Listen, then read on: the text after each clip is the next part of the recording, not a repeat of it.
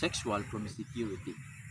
This can lead to various health risks, including sexually transmitted infections and unattended pregnancies, which are crucial health issues among youth. Skipping school more than once in 3 months.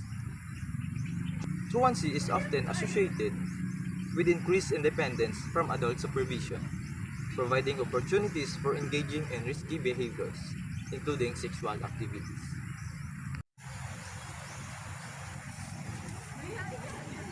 Good morning, class. Today we're going to discuss about sexual promiscuity. But first, let's have an attendance. JR, Sir. Dexter, Sir. Kirill, Present, sir. Charles, Sir. and last one. Oh my God, Brian! Sir. It's my first time seeing you here. Did you change your mind now? Yes, sir. Okay, good. Today we're going to discuss. Sexual promiscuity is the process of. Yes. It's skip class. Charles. Come with us. No, no, you'll enjoy if you come with us.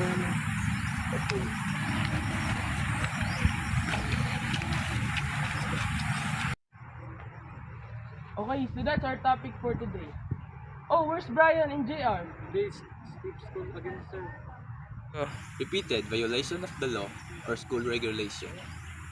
This indicates a pattern of behavior that undermines authority and societal norms, which can include risky sexual behavior as a part of broader antisocial behaviors.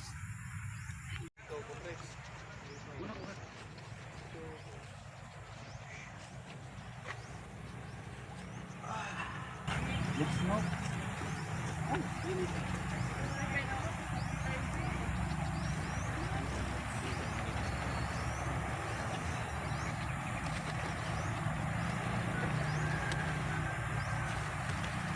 Hey, Yuto, what are you doing?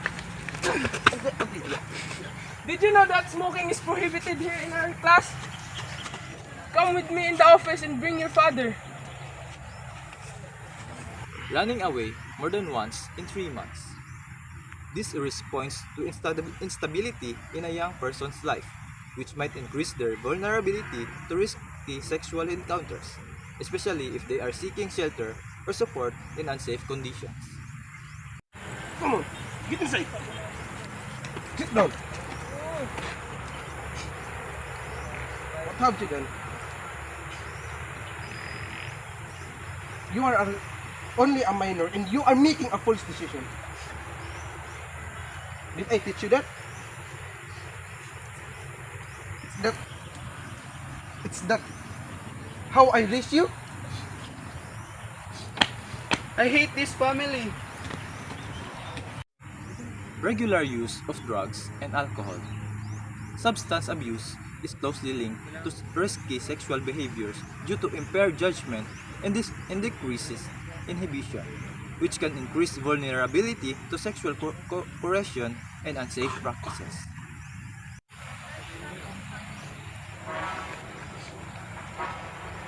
Oh, that's Brian. Wait. Oh, Brian, wait. Ayam. Sam, join us. Where are you going? Sit, Brian. Let's drink. Join us.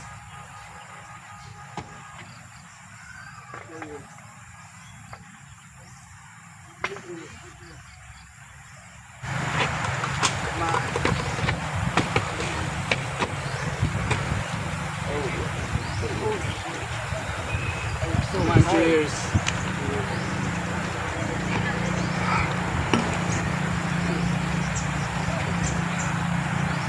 Hey Brian, why are you look sad? Why are you crying? My family hates me. They don't understand my problem. It's okay. For Brian's peace. Cheers! Cheers! Cheers everyone!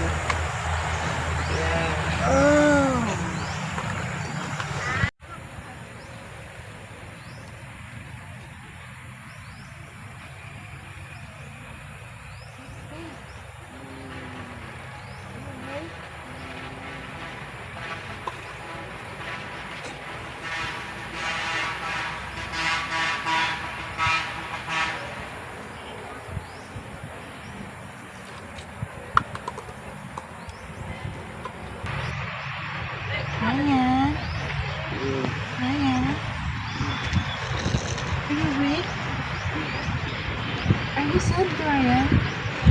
Come with me.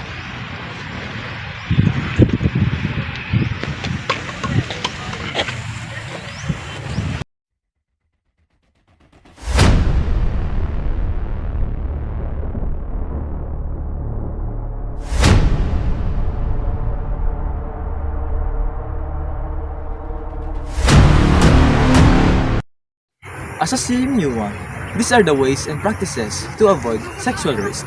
First, we must conduct seminars.